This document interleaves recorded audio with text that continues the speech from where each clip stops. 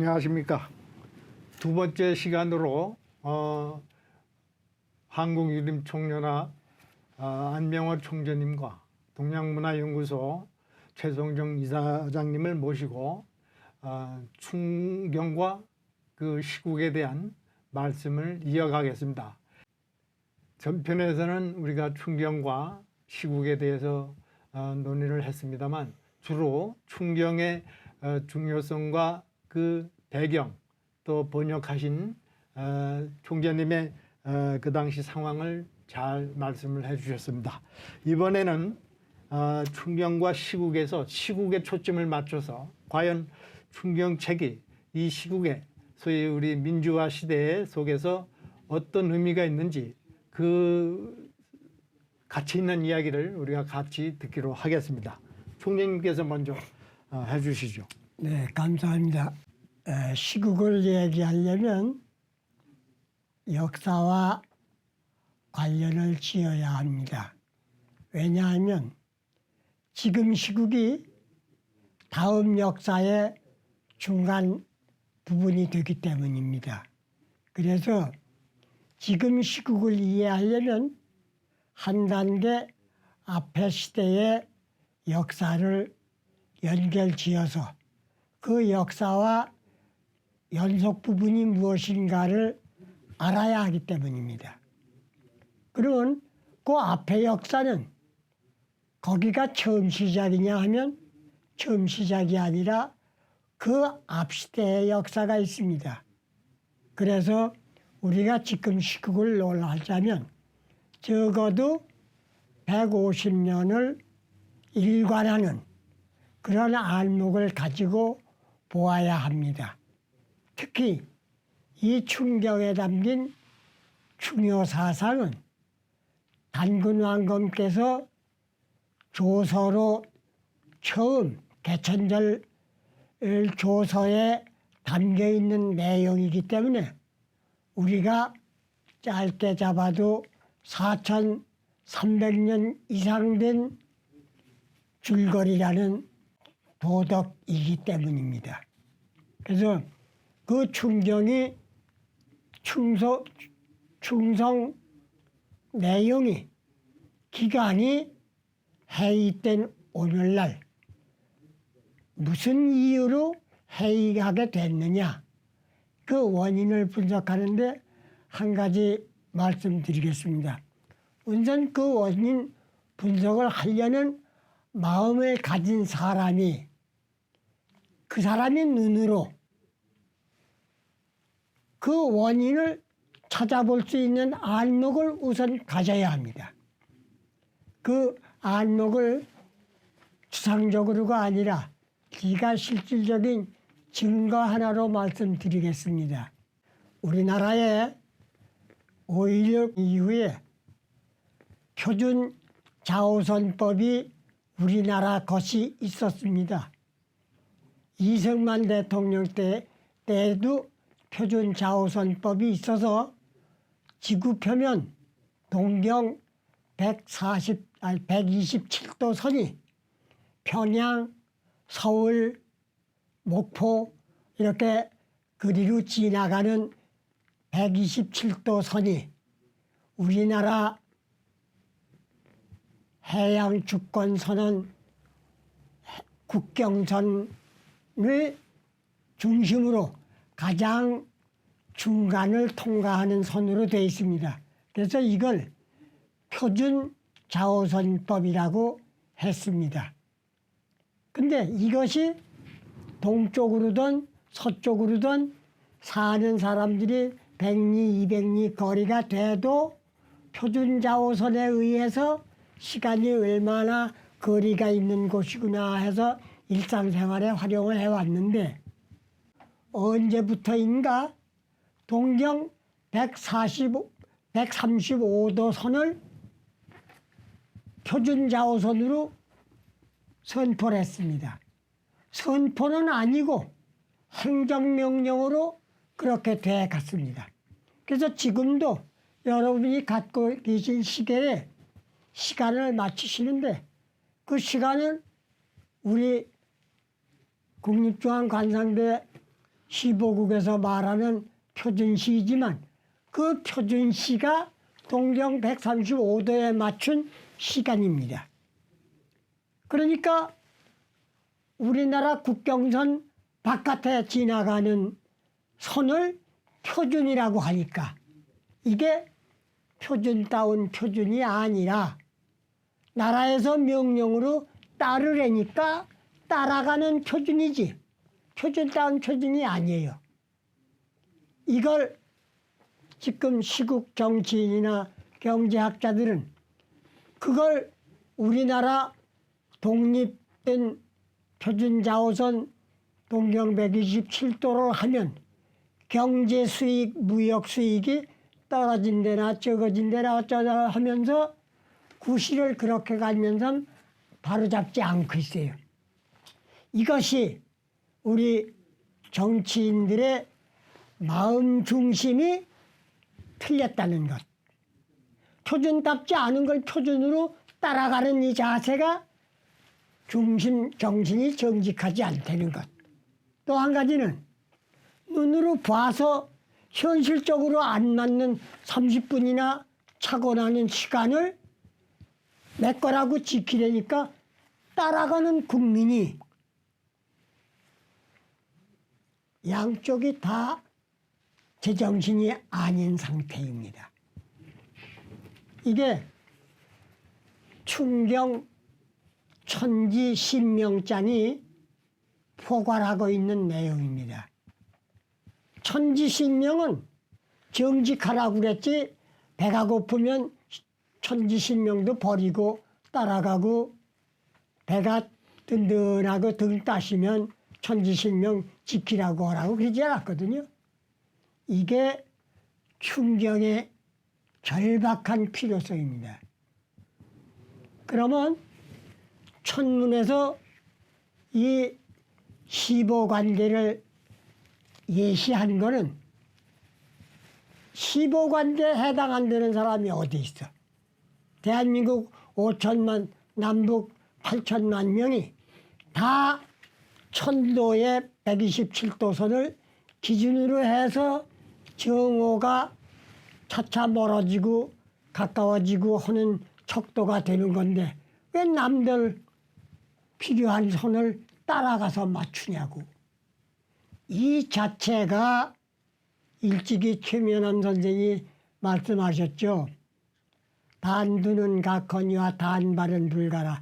외놈들이 단발령을 내리고 상투를 자를 적에 상투를 지키면서 한 말이 내 목을 자르면 잘랐지 상투는 자르지 말아라. 그랬어요. 그렇게 상소했으니까 밉다고 잡아 가뒀는데 외놈들이 회유시키려고 대마도로 잡아갔어요. 대마도에 감옥에 갖다 가두고 융숭하게 대접을 하는데 적지에서 나는 무린들 내가 한 모금이라도 할 필요가 있냐. 그래서 굶어 돌아갔어요. 저 최창규 교수가 그 바로 아들, 손자인데 그 정신이 있었다면 6.25 때 표준자오선법에 관한 것을 철저히 했는데 이게 또 학문적으로 그 분야를 깊이 연구한 분이 아니니까 몰랐던 거죠. 그러니까 우리가 이렇게 다 알아야 할 거를 모르고 지나가는 사람, 또 당연히 자기가 앞장서서 고쳐야 할 사람인데 이해상관에 관계되니까 안 하고 핑계거리를 찾는 사람. 이게 지금 우리나라의 상하관민이 꽉 차 있다는 겁니다. 그래서 맹자에서 말씀하시기를 그런 말씀하셨죠. 양의 왕을 누구 그러셨나? 왕욕 행인정거든 왕께서 왕도를 어진정사를 행하려 하시거든 필자 경계시하소서 반드시 경계선 바로 세우는 것부터 하십시오. 그런 거예요. 그래서 제가 지난번에 말씀드린 성균관과 성균관대학 사이에 경계선을 먼저 바로 해야 된다. 이런 말씀도 드렸던 겁니다. 네, 아주 예, 그 이게 좋은- 전문적인 얘기지만 윤리 도덕적인 면에도 다 똑같이 적용됩니다. 장황해서 이만 말씀드립니다. 네, 아주 우리 전통 사회, 유교 사회에서 금과 억조로 생각해왔던 충효 사상의 그 당위성이라든지 그 중요성에 대해서 면함 선생을 예를 들어서 잘 설명을 해주셨습니다. 목숨을 걸고라도 이 정신, 민족의 얼을 지키겠다는 그런 각오로 우리 조상님들이 헌신을 해왔는데 이게 그만 이제 근대화돼서 구한말 이후로 서구 세력이 들어와 가지고 많은 문화 전통이 훼손되고 소위 그 서구의 법치 사상, 법치주의가 이 땅에 이제 발을 들여놓고 민주 사회로의 그 방향을 가게 됐습니다. 그런 상황에서 우리의 전통 의식이라든지 민족의 얼은 점점 쇠퇴해져 갖고 소위 민주사회 원리를 추구하다 보니까 그런 충효 정신이 과거 관제라고 이런 비판을 받게 됐고 또 현대는 개인주의적인 사고방식, 그래서 개인의 소질과 능력을 신장하는 교육제도 이런 것에 의해서 많이 훼손이 됐다고 봅니다.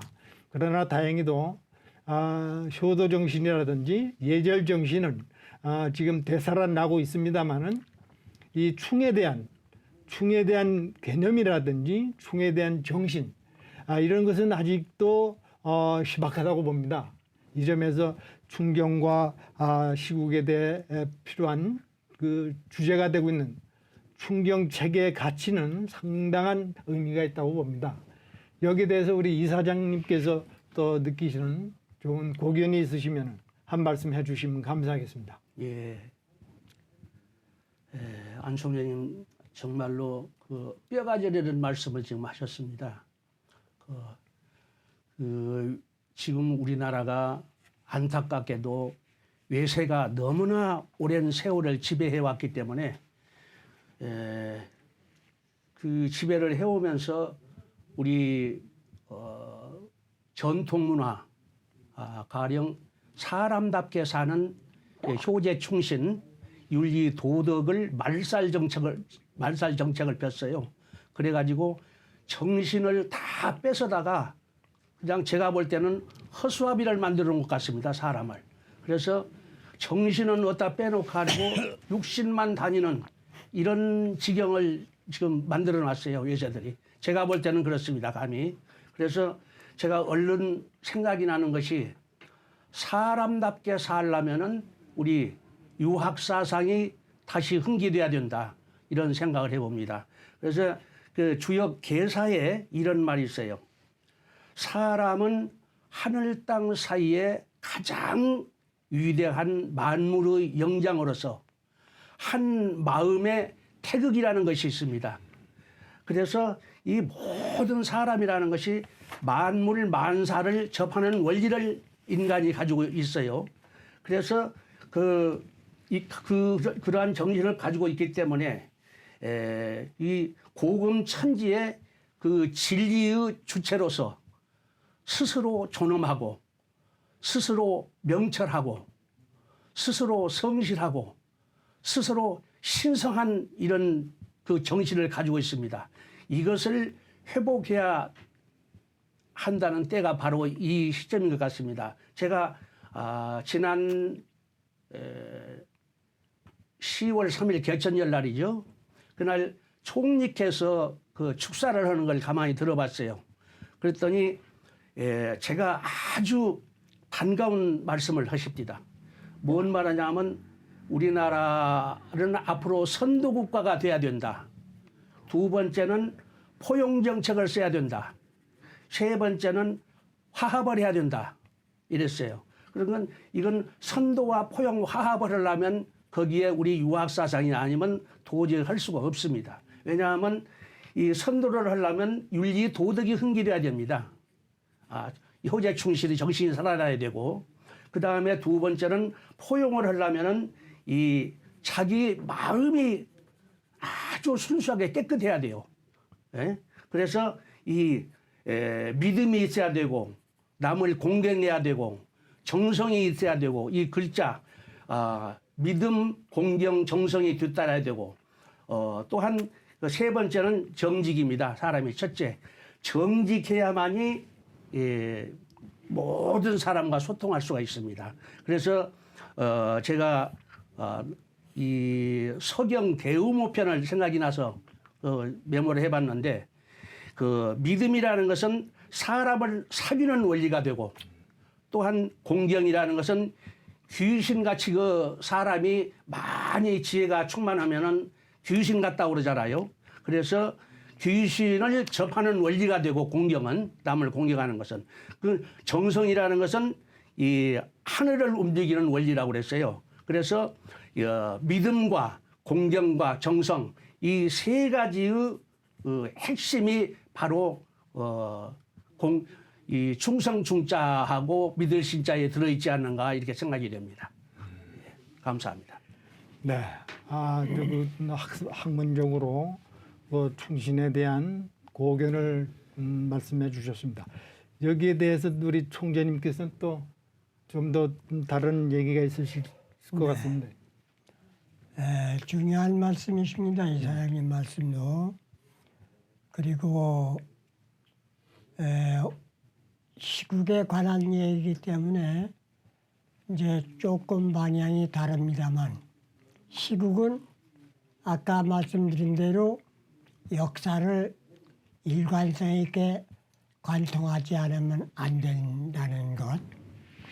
또 한 가지, 우리는 지금 국민을 대해가지고 대담하는 좌석에 있습니다마는 대담자의 소리를 듣는 국민이 한 국가이고 우리 국가의 충효를 방해하려는 자는 우리 국가 아닌 다른 국가의 사람이 관여하고 있다고 생각을 해보십시다. 이것은 엄청난 문제예요.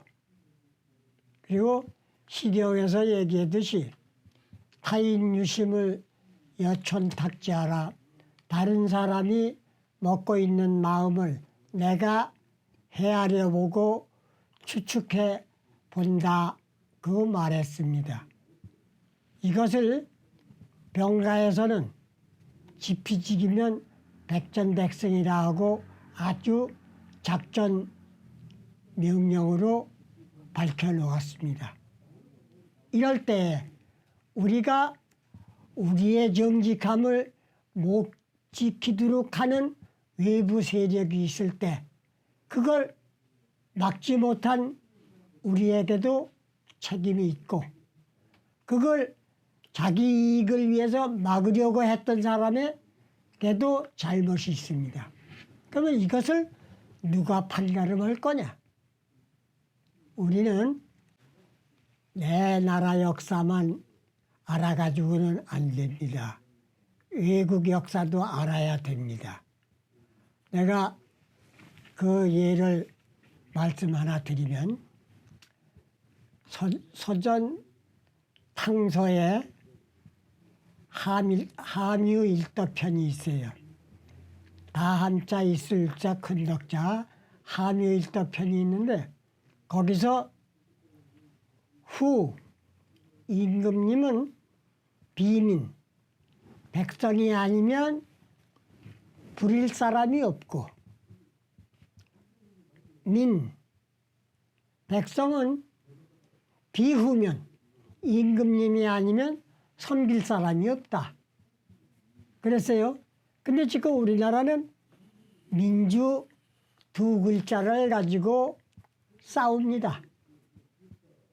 나는 혼자 어떤 때는 민주라는 말이 백성을 주인으로 섬기려는 말인가?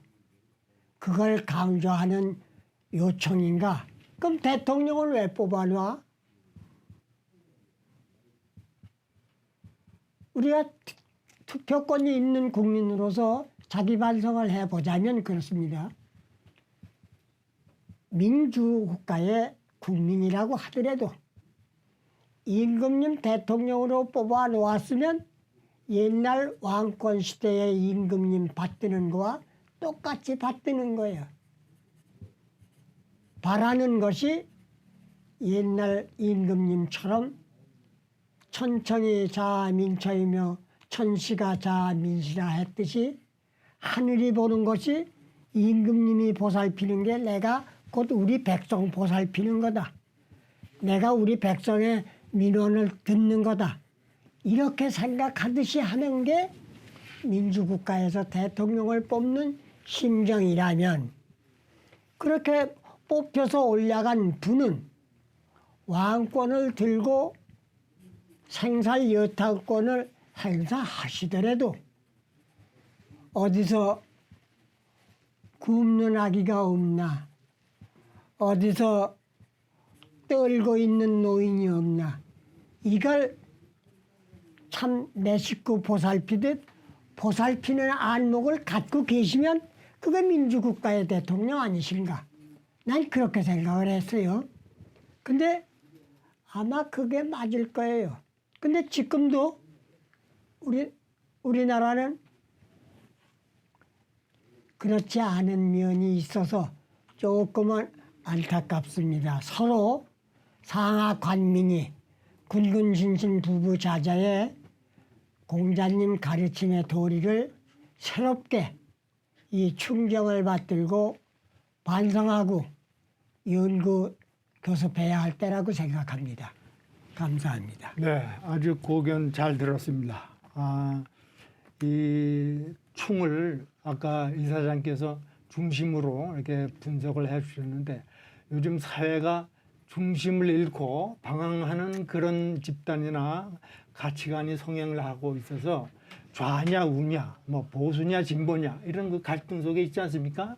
이게 현 시국의 한 특징인데 이것을 극복하기 위해서도 중심을 잡는 가치관을 우리가 새롭게 인식하고 그것을 추구해 나가야 된다고 봅니다. 그 점에서는 다 같은 말씀 동의하시겠죠? 예, 다 동의합니다. 감사합니다. 네. 그럼 이것으로서 오늘 모든 그 충경과 시국에 대한 발제를 모두 마치기로 하겠습니다. 감사합니다. 감사합니다.